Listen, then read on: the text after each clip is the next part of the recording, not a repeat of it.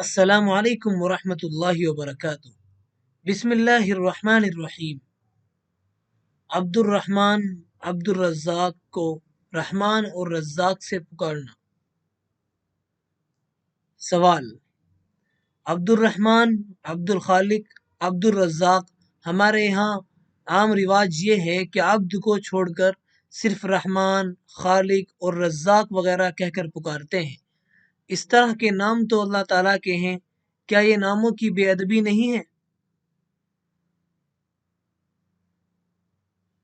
جواب: عبد کا لفظ ہٹا کر اللہ تعالیٰ کے ناموں کے ساتھ بندے کو پکارنا نہایت قبیح ہے۔ اللہ تعالیٰ کے نام دو قسم کے ہیں۔ ایک قسم ان اسماء مبارکہ کی ہے جن کا استعمال دوسرے کے لیے ہو ہی نہیں سکتا، جیسے اللہ، رحمان، خالق، رزاق وغیرہ۔ ان کا غیر اللہ کے لیے استعمال کرنا قطعی حرام اور گستاخی ہے۔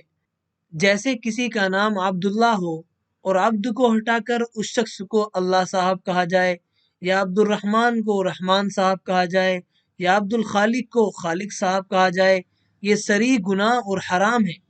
اور دوسری قسم ان ناموں کی ہے جن کا استعمال غیر اللہ کے لیے بھی آیا ہے، جیسے قرآن مجید میں حضرت صلی اللہ علیہ وسلم کو رؤوف الرحیم کہا گیا ہے۔ ایسے ناموں کے دوسروں کے لیے بولنے کی کسی حد تک گنجائش ہو سکتی ہے، لیکن عبد کے لفظ کو ہٹا کر اللہ تعالیٰ کا نام بندے کے لیے استعمال کرنا ہرگز جائز نہیں۔ بہت سے لوگ اس گناہ میں مبتلا ہیں اور یہ محض غفلت اور بے پرواہی کا کرشمہ ہے۔